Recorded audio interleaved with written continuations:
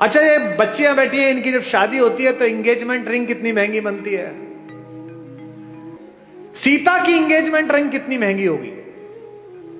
लेकिन जब केवट के सामने भगवान राम बिना पैसे के खड़े हो गए कि उतराई देने के लिए कुछ नहीं है, और केवट ने कहा ऐसे तो जाने नहीं दूंगा, पैसे दो, उतराई तो देनी पड़ेगी। तो पति का अपमान ना हो जाए, पति यहां संकट में ना लगे, सीता ने चुपचाप अपनी अंगूठी उतारी और राम के हाथ में दे दी कि ये दे दो। गोस्वामी जी ने लिखा, पियसी की ही जानन हारी, मुदित मगन मणि मुद्री उतारी। मणि उतार कर दे दी। ये सीता है, ये सीता सिखाई गई थी, ये सीता घर घर में सिखाई गई थी। इसीलिए हमारी माएं, हमारी नानियां, हमारी दादियां कम में काम चला लेती थी। आज क्या हो गया, कम हो गया तो झगड़ा हो गया। पति की नौकरी 4 साल नहीं लगी तो तलाक हो गया, पत्नी की नौकरी छूट गई तो झगड़ा हो गया। इसका मतलब क्या है, सुख साधन पर केंद्रित कर दिया। और यहां बैठे हुए धनी लोगों, सुख साधन में है ही नहीं। तुम्हारे ऑफिस में जो 15,000 रुपए में बाहर खड़े होकर सफाई करता है लड़का, जो तुम्हारी गाड़ी पर पोछा मारता है, किसी दिन कलकत्ता में आसमान में हल्की बारिश होती है, साइकिल से वापस जाता हुआ बाजार से पाव भर बेसन खरीदता है, पाव भर प्याज खरीदता है, आलू खरीदता है, एक छोटी सी बोतल में 200 मिलीलीटर तेल सरसों का लेता है और पत्नी से कहता है मौसम बहुत अच्छा रहा, पकौड़े बना ले। वो स्टोव पे पकौड़े बनाती है, दोनों बाहर बैठकर खाते हैं और शाम को सोते हुए कहता है यार क्या शाम बीती है, भगवान का धन्यवाद, क्या अच्छा मौसम है, क्या बढ़िया हो। और तुम पेरिस जाकर भी सुखी नहीं हो, तुम लंदन की ऑक्सफोर्ड स्ट्रीट पे शॉपिंग करते हुए खुश नहीं हो, क्योंकि तुम डेपुटेशन पे दुख को भेज रहे हो। दुख हो गया है थोड़ी मार्केटिंग कर लूं शायद कम हो जाएगा, दुख हो गया है थोड़ा मेकअप करके एक सेल्फी ले लूं शायद कम हो जाएगा। ये जो फेसबुक पर, ट्विटर पर, इंस्टाग्राम पर बहुत हंसते मुस्कुराते चेहरे हैं, इनमें से अधिकांश की जड़ें खोखली हैं। इसीलिए ये आत्महत्या करते हैं, इसीलिए ड्रग्स में गए हैं, इसीलिए शराब में गए हैं। ये राम की कहानी आपकी जड़ों की आत्मा में यूरिया का काम करती है, आध्यात्मिकता का। ये आपको मजबूत करती है, एक भाई की तरह, एक पति की तरह, एक पुत्र की तरह, एक नागरिक की तरह। भाई भाई के संबंध, भाई बहन के संबंध। अब 2 बहनें हैं इसमें, इस कहानी में।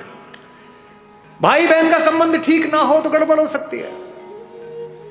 एक बहन है शूर्पणखा, जिसको अपने बदले की चिंता है, भाई के नाश हो जाने की चिंता नहीं है। मेरा बदला पूरा हो जाए बस।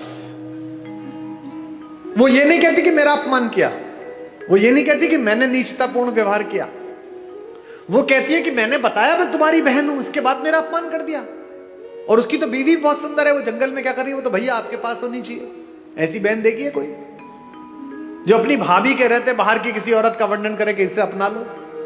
इसका मतलब वो बहन ही दुष्ट है, उसने अपने भाई का नाश करा दिया। एक सीता है, सीता का भी एक भाई है, आपको पता है? जब अशोक वाटिका में माता बैठी हुई है तो रावण आता है उनसे मिलने, रोज आता है, कहता है मेरा प्रणय प्रस्ताव स्वीकार कर ले। क्या उस तपस्वी के पीछे पड़ी रहेगी, वो तो जंगली है, मैं मार दूंगा उसे, खत्म हो जाएगा, वो कुछ नहीं कर पाएगा, तुझे ले नहीं जाएगा। माता पूरी सात्विकता के साथ बैठी है। एक दिन कहता है कि देख मेरी बात मान ले, अन्यथा मैं बलपूर्वक तुझे उठा लूंगा यहां से। तो वो जिस चटाई पर बैठी हैं, उस चटाई का एक तिनका तोड़ती हैं और तिनका तोड़कर अपने रावण के बीच रख देती हैं और कहती हैं कि तू कैसी मूर्खतापूर्ण बात करता है रे, कि तू मुझे छू लेगा? ये तिनका रखा है, इसे पार करके दिखा दे, तेरे में औकात है तो। एक वैज्ञानिक सोच वाली युवती ने मुझसे पूछा कि क्या कुमार विश्वास जी, आप भी कैसी पोंगा पंडितों वाली मूर्खतापूर्ण बातों की समर्थन करते हो? जो कैलाश पर्वत को उठा लेता हो तो तिनका नहीं उठा पाएगा। ऐसा क्या सीता में मनोबल आ गया तिनके को देख? अब मैं जो बात कह रहा हूं उसको बहनें सुने। एक लड़की अपने पति के साथ भी इतना सुरक्षित अनुभव नहीं करती इतना भाई के साथ करती है। क्यों? सीता भूमि से पैदा हुई है, सीता का नाम है भूमिजा, और तिनका भूमि से पैदा हुआ है। संस्कृत में उसे कहते हैं भूमिज। वो तिनका नहीं है, वो सीता का भाई है। सीता कहती है मेरे इस भाई से निपट ले, पति से तो बाद में निपटना, वो तो बाद में आ जाएगा, पहले इस भाई से निपट।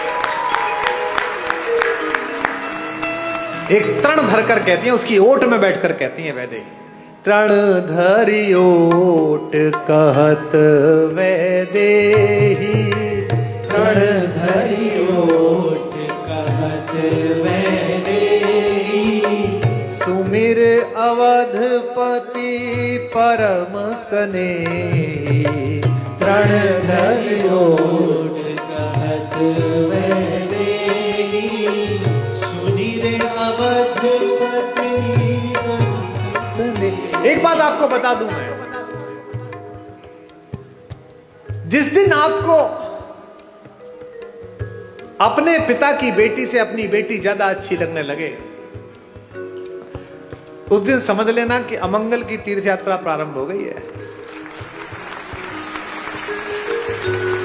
क्योंकि पहला संबंध तो पृथ्वी पर आपका उसी से है जो एक कोख से पैदा हुआ है।